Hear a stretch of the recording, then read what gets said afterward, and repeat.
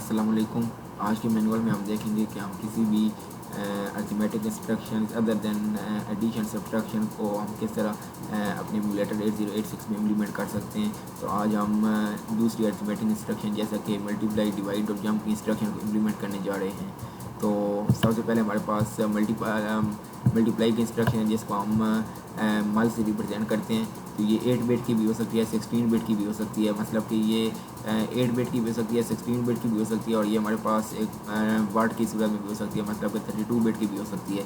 तो 8 बिट की अगर 8 बिट का केस होगा तो 8 बिट में हम कमांड देंगे। कमांड जो होगी वो होगी मल्टीप्लाई बी एल। तो ये मल्टीप्लाई बी एल की कमांड एक्चुअली कर क्या रही है कि ये ए एक्स के रजिस्टर के अंदर वैल्यू को स्टोर करवा रही है, ए एल को और बी एल के रजिस्टर की वैल्यूज़ आपस में मल्टीप्लाई करा रही है, और इसका जो रिज़ल्ट है ओवरऑल रिज़ल्ट उसको 16 बिट के रजिस्टर ए एक्स में स्टोर करवा रही है।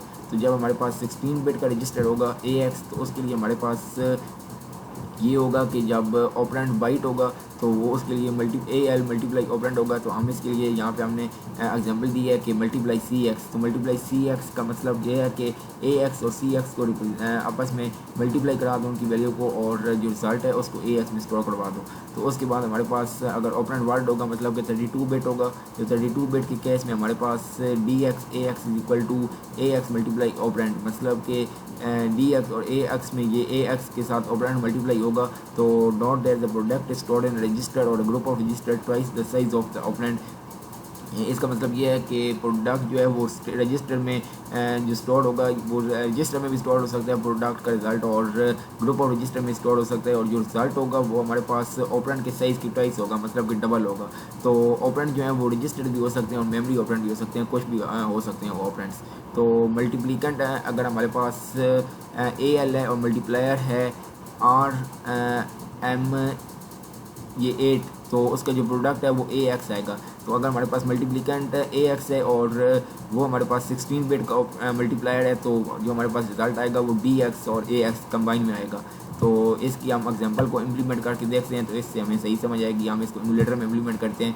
तो ये हमारे पास एग्जांपल 1 है, तो इसको यहाँ से कॉपी करेंगे और यहाँ से एमुलेटर में जाके हम इसको पेस्ट करते हैं, और एमुलेटर में जाके पेस्ट करने के बाद हम इसको देखते हैं रन करके कि क्या होता है हमारे पास। तो ये हमारे पास हमने ए एल में 5H को मूव करवा दिया और बी एल में 10H को मूव करवा दिया, और उसके बाद हमने मल्टीप्लाई की कमांड दे दी।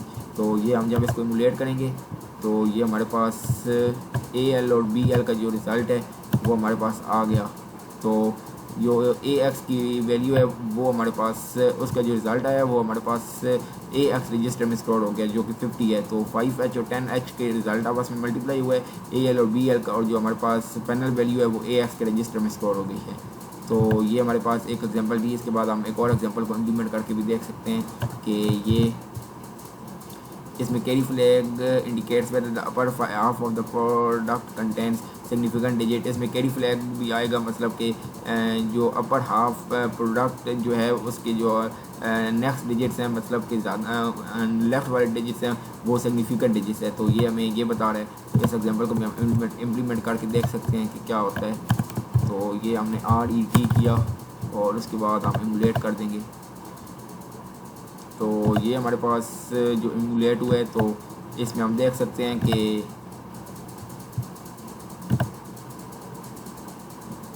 इमुलेट करने के बाद हम देख सकते हैं कि ये हमारे पास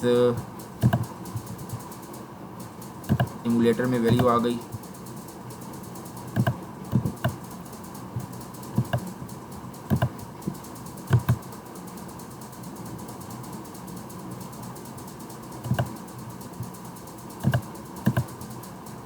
ये हमारे पास इसको हमने रन किया तो ये हमारे पास वैल्यू आ गई। तो इसकी वैल्यू हमारे पास स्टोर हो गई है D x register multiply D x की है।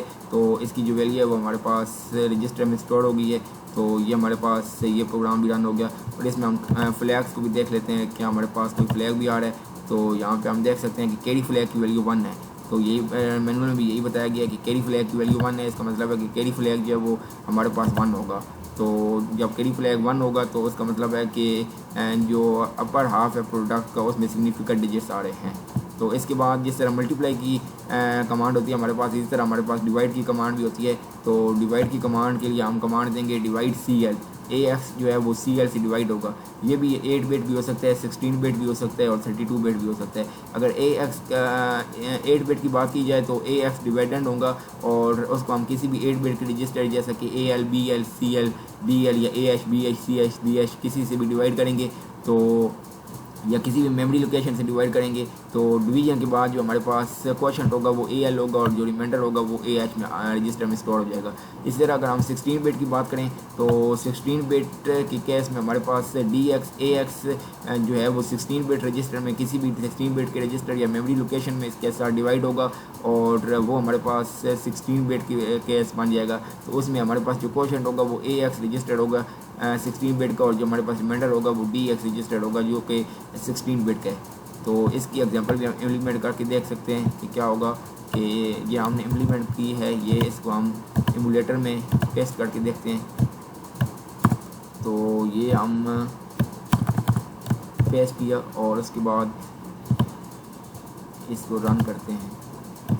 तो जब हमने रन किया तो AX की रजिस्टर में जब इसने CL को डिवाइड किया है तो डिवाइड CL के बाद इसने AX के रजिस्टर में वैल्यू स्टोर करवा दी है जो कि हमारे पास 9 आ रही है। तो ये हमारे पास डिवाइड की कमांड जो है, डिवाइड की इंस्ट्रक्शन वो इस तरह से काम करती है, मतलब कि डिवाइड CL की इंस्ट्रक्शन इस तरह से काम करेगी। उसके बाद हम नेक्स्ट एग्जांपल को इम्प्लीमेंट करके भी देख सकते हैं कि क्या होता है। तो ये हमारे पास नेक्स्ट इंस्ट्रक्शन है, इसको भी हम रन करके देख लेते हैं।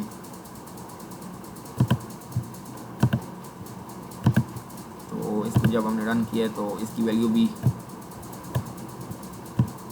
जो इसने मल्टीप्लाई की है वो AX और DX रजिस्टर में वैल्यू इसकी चली गई है। इसकी वैल्यू हाफ जो है वो 80 जो है वो AX रजिस्टर में चली गई और 03 जो है वो DX रजिस्टर में चली गई है। मतलब कि इसकी जो मल्टीप्लाई हुआ है उसके बाद जो आंसर आ रहा है वो हमारे पास इन रजिस्टर में डिवाइड हो गया और डिवाइड CX की कमांड हमारे पास इंस्ट्रक्शन इस तरह से काम कर रही है। उसके बाद हमारे पास नॉट होता है, नेगेशन होता है और एंड होता है। गेट्स हमारे पास ये हैं। तो नॉट का मतलब है कि हर जो बिट है ऑपरेंड की उसको वो रिवर्स कर देगा। निगेशन का मतलब है कि ऑपरेंड को नेगेटिव कर देगा, मतलब कि उसका 2 कम्प्लीमेंट लेगा। और एंड का मतलब है कि एंड ऑपरेटर उसी वक्त हमारे पास आंसर 1 देगा जब दोनों ऑपरेंड्स जो हैं वो 1 होंगे। जब वो दोनों ऑपरेंड्स ट्रू होंगे तो उसके बाद ही हमारे पास वैल्यू 1 आएगी, अदरवाइज वो वैल्यू 0 आएगी। तो ये हमारे पास जो है इसकी एक और एग्जांपल दी हुई है। तो उसके बाद हम नीचे चलते हैं जंप की इंस्ट्रक्शंस पर। तो जंप की इंस्ट्रक्शन हमारे पास 2 तरह की जंप की इंस्ट्रक्शन होती हैं, एक को हम कहते हैं अनकंडीशनल जंप और एक को हम कहते हैं कंडीशनल जंप।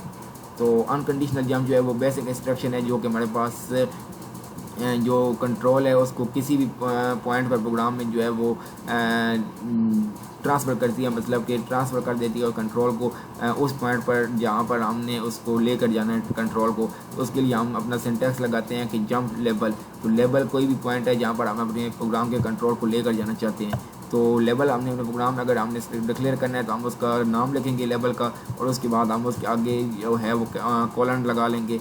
तो इस तरह हमारे पास जो है वो कोई भी जंप की इंस्ट्रक्शन डिक्लेयर हो जाएगी। तो उसको हम अगर एमुलेटर में डिक्लेयर करें तो हम उसको इस तरह से करेंगे JMP और उसके बाद लेबल। ये JMP लेबल लिखा हमने और जहाँ पर हमने लेबल लगाया हुआ है, अगर हमने यहाँ पे लेबल लगाया हुआ है तो हम यहाँ पे लिख देंगे लेबल और ये। तो जब यहाँ पर कंट्रोल आएगा तो वो जंप कर जाएगा लेबल पर और लेबल के अंदर जो इंस्ट्रक्शंस होंगी उनको एक्सिक्यूट करेगा। तो ये हमारे पास इस तरह से रन होगा। तो उसके बाद ये है कि label can be any character combination. Label पर कुछ रिस्ट्रिक्शंस हैं लेबल पर कि वो कोई भी कैरेक्टर कम्बिनेशन हो सकता है मगर वो नंबर से स्टार्ट नहीं हो सकता। जैसे कि हमारे पास ये लेबल 1 है, लेबल 2 है, तो ये हमारे पास इलीगल है। ये हमारे पास अगर हम यहाँ पर लेबल 1 लिखें तो लेबल 1 यहाँ पे लिखें तो ये हमारे पास एमुलेटर का एरर आ जाएगा। यहाँ पर अगर हम इसको लेबल 1 लेबल 2 इस तरह से लिखें, हेयर आर 3 लीगल। अच्छा सही है, ये लीगल लेबल डेफिनेशंस हैं, मतलब कि ये लेबल डेफिनेशन जो हैं वो सही हैं। हम नंबर भी यूज़ कर सकते हैं और करैक्टर भी यूज़ कर सकते हैं। तो ये हमने यहाँ पे ये बताया हुआ है कि ये लीगल्स एंड डेफिनेशंस, मतलब कि नंबर करैक्टर और नंबर का कम्बिनेशन यूज़ कर सकते हैं। तो लेबल जो है वो इस तरह से डिक्लेयर हो सकता है, ये नीचे बताया हुआ है। उसके बाद हमारे पास नीचे एक एग्जांपल है लेबल की, उससे हम मज़ीद हमें समझ आ जाएगी कि किस तरह लेबल जो है वो काम करता है। तो यहाँ से हम कॉपी करेंगे लेबल की कोड को और ये हम यहाँ पे इसको पेस्ट कर दिया और उसके बाद हम रन कर देंगे। तो बेसिकली ये कोड हमारे पास क्या कर रहा है, पहले इसमें AX 5 को मूव करवा दिया, BX में 2 को मूव करवा दिया। उसके बाद हमारे पास ये कह रहा है कि jump to label CACL label यहाँ पे है। तो यहाँ पर जैसे ये कंट्रोल आएगा तो ये जंप कर जाएगा। तो वहाँ पर जंप करने के बाद AX और BX की वैल्यू को ऐड कर देगा और उसके बाद जंप बैक मतलब कि बैक के लेवल पर जंप कर जाएगा और बैक के लेवल पर जैसे जंप करेगा तो वो हमारे पास कंडीशन दी हुई है कि जंप स्टॉप। जैसे वो बैक पर जाएगा तो वो स्टॉप के लेवल पर आएगा और स्टॉप पर जैसे ही आएगा तो ये हमारे पास यहाँ पर प्रोग्राम एंड हो रहा है। तो इस तरह ये हमारे पास प्रोग्राम एंड हो जाएगा। तो ये इस प्रोग्राम में इस तरह हमारे पास जंप की कंडीशन काम करेगी। तो ये हमारे पास अनकंडीशनल जंप है। उसके बाद सेकंड टाइम जो है टाइप जो होती है इसकी जंप्स की वो कंडीशनल जंप की होती है। तो जैसा कि जंप इंस्ट्रक्शंस है जो कि अनकंडीशनल जंप करती है, इंस्ट्रक्शन कुछ होती हैं जो कि कंडीशनल जंप करती हैं। जब सर्टन कंडीशन सेटिस्फाइड होती हैं तो वो कंडीशनल जंप ऐसे अगर जंप होते हैं कि वो ओनली जंप उसी वक्त करते हैं जबकि सर्टन कंडीशन सेटिस्फाई होती हैं। तो ये इंस्ट्रक्शन जो है वो इनको 3 ग्रुप में डिवाइड किया जाता है। एक ये हमारे पास होती हैं सिंगल फ्लैग, एक होती हैं second compares numbers as signed, third compare numbers as unsigned. Signed unsigned number और सिंगल फ्लैग ये 3 ग्रुप, टेस्ट सिंगल फ्लैग ये 3 ग्रुप्स होते हैं हमारे पास। तो ये हमारे पास टेबल दी हुई हैं। तो इन टेबल को हम देख लेते हैं एक बार जल्दी से। तो सबसे पहले हमारे पास है कि जो टेस्ट सिंगल फ्लैग वो जंप इंस्ट्रक्शन जो टेस्ट सिंगल फ्लैग करती हैं वो कौन सी हैं। एक ये है कि jump 0 jump equal, jump if 0 equal, इसका मतलब है जंप इफ़ 0 इक्वल तो ZF is equal to 0 flag is equal to 1। तो इसकी अगर अपोजिट इंस्ट्रक्शन देखी जाए तो वो JNE मतलब कि जंप नॉट 0 नॉट इक्वल। इस तरह JC का मतलब है जंप इफ़ कैरी, JB का मतलब है जंप बिलो, JNE का मतलब है कि जब जंप जो है वो इक्वल से ज़्यादा वैल्यू नहीं होगी उस वक्त जंप कर जाओ, मतलब कि जंप नॉट अबव इक्वल। इसमें कैरी फ्लैग कंडीशन जब 1 होगी तो ये वाली कंडीशन सेटिस्फाई होगी। इसके अपोजिट इंस्ट्रक्शन को देखा जाए तो ये हमारे पास होता है jump not carry, jump not below, jump above equal, ये 3 इसके अपोजिट इंस्ट्रक्शन हैं। इसके बाद हमारे पास JS है मतलब कि जंप इफ साइन। तो ये एब्सोल्युटली जब SF फ्लैग साइन फ्लैग की वैल्यू 1 होगी तो उस वक्त ये कंडीशन सेटिस्फाई होगी। और इसका जो अपोजिट इंस्ट्रक्शन होती है वो जंप नॉट साइन होता है। इस तरह जंप JO को देखा जाए तो ये जंप इफ़ ओवरफ्लो है, जब हमारे पास ओवरफ्लो आएगा तो ओवरफ्लो फ्लैग की वैल्यू 1 हो जाएगी और इसके अपोजिट इंस्ट्रक्शन जो है वो जंप नॉट ओवरफ्लो है।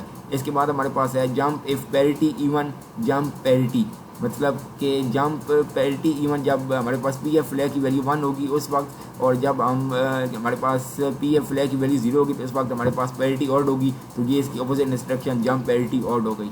उसके बाद jump not 0 jump not equal मतलब कि jump if not 0 not equal, इसका मतलब है कि एक तो jump JNZ represent jump if not 0 मतलब कि जंप जब 0 नहीं होगा तो उस वक्त ये वाली जो कंडीशन है ये लगेगी। और जंप नॉट इक्वल मतलब जब जंप की जब वैल्यू 2 इक्वल नहीं होंगी तो उस वक्त ये जंप नॉट इक्वल हो जाएगा। और जब 0 फ्लैग की वैल्यू 0 होगी तो इसका मतलब है कि हमारे पास 0 नहीं आया आंसर, तो इसकी वजह से 0 फ्लैग की वैल्यू 0 हो गई। इसकी जो अपोजिट इंस्ट्रक्शन है वो जंप 0 और जंप इक्वल की इंस्ट्रक्शन है। तो ये हमारे पास जंप इंस्ट्रक्शन वो है जो कि सिंगल फ्लैग को टेस्ट करती हैं। इसी तरह ये नीचे जंप इंस्ट्रक्शन कुछ दी हुई हैं जैसे jump if not sign, jump if not overflow, jump if parity odd.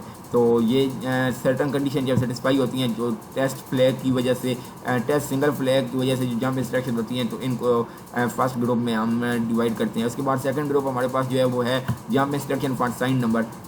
जो साइन नंबर है उनके लिए जो होता है एक होता है हमारे पास JE, एक होता है JZ मतलब कि जंप इफ़ इक्वल और जंप इफ़ 0। तो इसके लिए केस में जंप 0 फ्लैग की वैल्यू 1 हो जाएगी और इसकी अपोजिट जो है वो जंप नॉट इक्वल और जंप नॉट 0 होगा। इसी तरह जब जंप नॉट इक्वल या जंप नॉट 0 होगा तो jump if not equal jump if not 0 तो 0 फ्लैग की वैल्यू 0 हो जाएगी, जंप इक्वल जंप 0। JGJNLE मतलब कि जंप इफ़ ग्रेटर या जंप इफ़ नॉट लेस और इक्वल। तो इस केस में ZF is equal to 0 and SF is equal to OF हो जाएगा।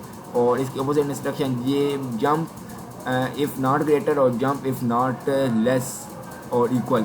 इसी तरह हमारे पास ये नीचे 2-3 इंस्ट्रक्शन दी हुई हैं, जैसे कि jump if less, jump if not greater और इक्वल, जंप इफ ग्रेटर और equal, jump if not less, jump if less और equal, jump if not greater. मतलब कि जब भी हमारे पास साइन फ्लैग और फ्लो फ्लैग इक्वल होगा तो उस वक्त हमारे पास JGE और JNL, जंप इफ ग्रेटर और इक्वल और जंप इफ नॉट लेस, ये वाली कंडीशन सेटिस्फाई हो जाएगी। और JNGE JL जो है ये इसका अपोजिट इंस्ट्रक्शन है। इसी तरह zero flag is equal to 1 होगा, या SF फ्लैग और OF फ्लैग आपस में जब होंगे नॉट इक्वल होंगे, जब हमारे पास साइन फ्लैग और ओवरफ्लो फ्लैग आपस में नॉट इक्वल होंगे तो उस वक्त हमारे पास जंप इफ लेस और इक्वल की कंडीशन या जंप इफ नॉट ग्रेटर की कंडीशन सेटिस्फाई हो जाएगी। और इसकी जो अपोजिट इंस्ट्रक्शन होती है वो हमारे पास होती है जंप नॉट लेस और इक्वल और जंप इफ ग्रेटर। इसी तरह ये जो पूरा टेबल है ये हमारे पास वो जंप इंस्ट्रक्शन है जो साइन नंबर के लिए होती है। इसी तरह हमारे पास जंप इंस्ट्रक्शन कुछ अनसाइन नंबर के लिए भी होती है। तो जंप इंस्ट्रक्शन अनसाइन नंबर के केस में अगर यह की जाए तो jump equal jump 0, jump not equal jump not 0, jump if above jump not if not below और इक्वल। इसी तरह jump if below, jump if not above और इक्वल, जंप इफ केडी, jump above equal, jump not if not below, jump if not केडी। इसी तरह jump if below और equal, jump if not above.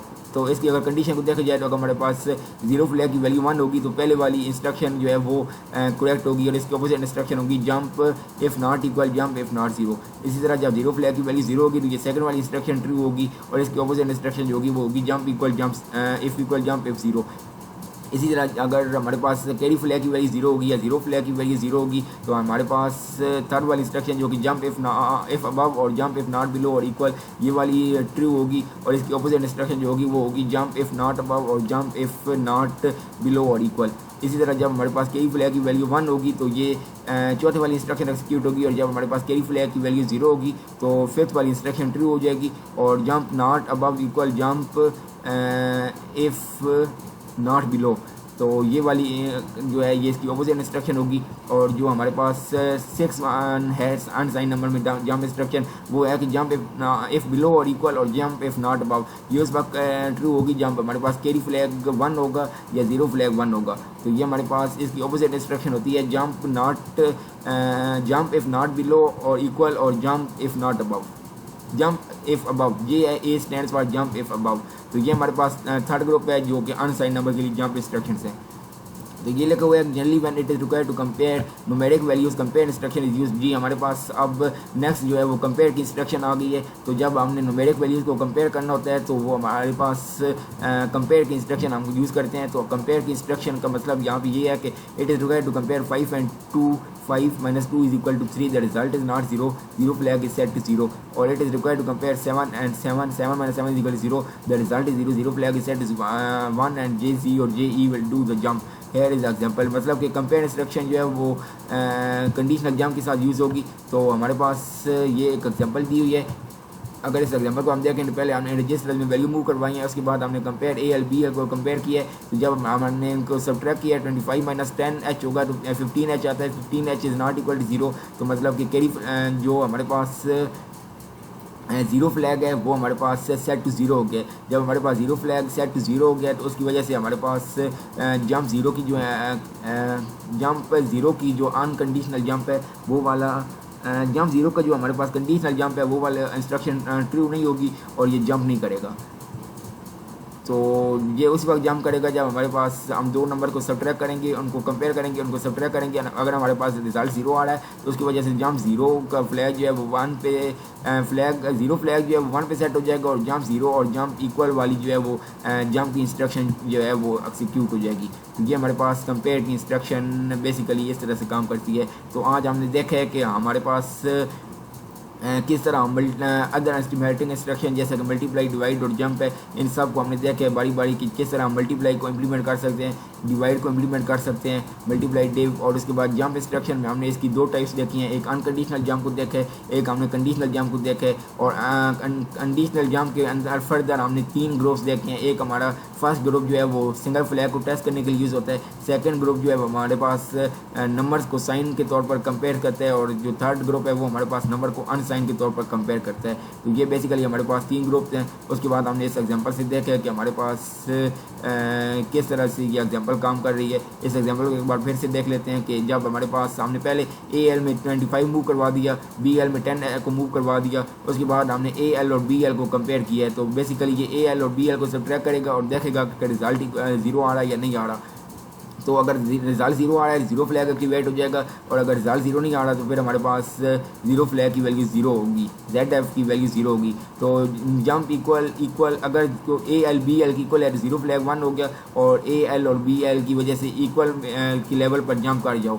मगर हमारे पास तो इक्वल की वैल्यू नहीं है, इसलिए CX में BX की वैल्यू मूव करवा दी जाएगी और उसके बाद स्टॉप में जंप कर दिया जाएगा। इसी तरह अगर हमारे पास यहाँ पे 25 होता है, यहाँ AL में 10 होता है या BL में 25 होता है, तो इसकी वजह से हम जब इसको कंपेयर करते हैं तो हमारे पास दोनों वैल्यू इक्वल आ जाती हैं AL और BL की, जिसकी वजह से हमारा 0 फ्लैग 1 हो जाता और JE का जो जंप है वो जंप जो है वो सेटिस्फाई हो जाती कंडीशन, और वो इक्वल के लेवल पर जंप कर जाता। और उसके बाद जो इंस्ट्रक्शन लिखी हुई थी CX में AX की वैल्यू मूव करवाने वाली, तो वो मूव हो जाती और उसके बाद प्रिंट हो जाता, और देन प्रिंट होने के बाद RET हो जाता, मतलब कि प्रोग्राम एंड हो जाता। मगर हमारे पास क्योंकि इनकी वैल्यूज़ इक्वल नहीं थी, तो जब कंपेयर किया गया 0 फ्लैग 0 हो गया, और उसके बाद जंप नहीं हुआ, मतलब कि अपने सीक्वेंस में इंस्ट्रक्शन एक्सिक्यूट होती गई, और उसके बाद जंप स्टॉप मतलब स्टॉप के लेवल पर जंप कर गया, और उसके बाद हमारे पास स्टॉप के लेवल पर प्रोग्राम एंड हो रहा था, तो उस पर हमने एंड कर दिया RET पर, और इस तरह हमारे पास ये इंस्ट्रक्शन काम करती है।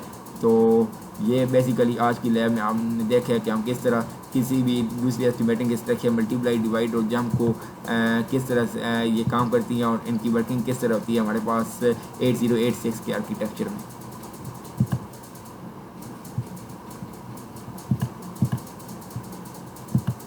Thank you so much and take care. अल्लाह हाफिज़।